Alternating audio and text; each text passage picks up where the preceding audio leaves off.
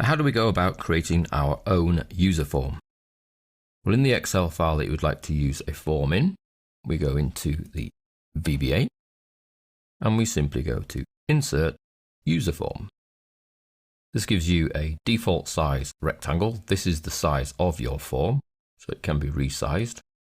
You can go bigger, you can go smaller, depending on the size of form that you would like. Now, when you ask for a user form, you'll find you get the toolbox that appears by default, so that can be moved around. These are the controls that we can add to your user form. If it just happens that your toolbox is not visible, or you've closed it by yourself, you can reactivate it by going to View and Toolbox. The Properties box, which appears by default here, but it might not be there, let's close that. Properties box, which should be here, is reopenable from the View menu, Properties window, or F4 for the keyboard shortcut. Now, the properties are of the object that you have selected. So currently we have the user form selected, so it gives us the properties for the user form. If we were to add an object, such as a label, which we do by selecting the object, come across into your user form and click and drag, then you'll find that because the label is selected, this is now the properties for the label. So you need to keep an eye on that top little bar there for the properties palette. If I click back on the user form, it becomes the properties for the user form. Now, by default, the first form that you insert is called UserForm 1, the second one is called UserForm 2, the third UserForm 3. I'm sure you can see a pattern.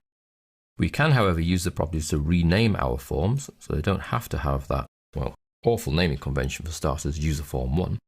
We could call this Question A, and when I tab out of that property, you'll see that it then changes the form here in the form section, Question A. All of your user forms will be listed here with either their default name, which is user form, and the next number, or if you've changed the name, that will then appear here. However, you will also need to change the caption. Caption is the bit that will appear on the blue bar here when the form is used. Well, that will still say user form 1 until you change the caption. Now, the captions can have spaces in them, so I'm going to call that question 1, but the name itself can't have spaces. So the caption, which is for human usage, can have spaces, the name cannot have spaces. Now, all the VBA code that the form requires is stored with the form. The only bit of VBA that is not stored with the form is the piece of VBA that will actually open the form in the first place. But all the rest is with it, so any actions that are required behind the values selected from command buttons or boxes or anything on the form is stored with this form. If you want to inspect the code that is with this form, we go to View Code, or you can press F7. You can see that takes us into the code.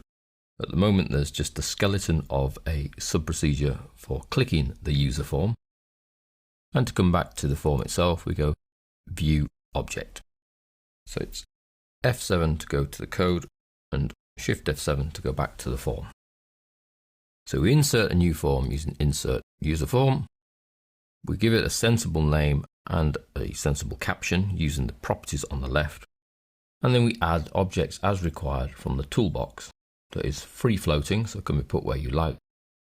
If you close it, you can open it from the View Toolbox.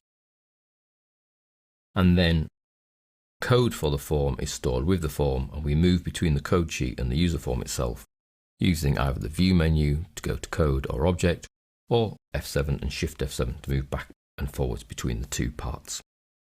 So that allows you to create your first user form and to start looking at adding objects from the toolbox. We're going to explore more objects from this toolbox in the next section.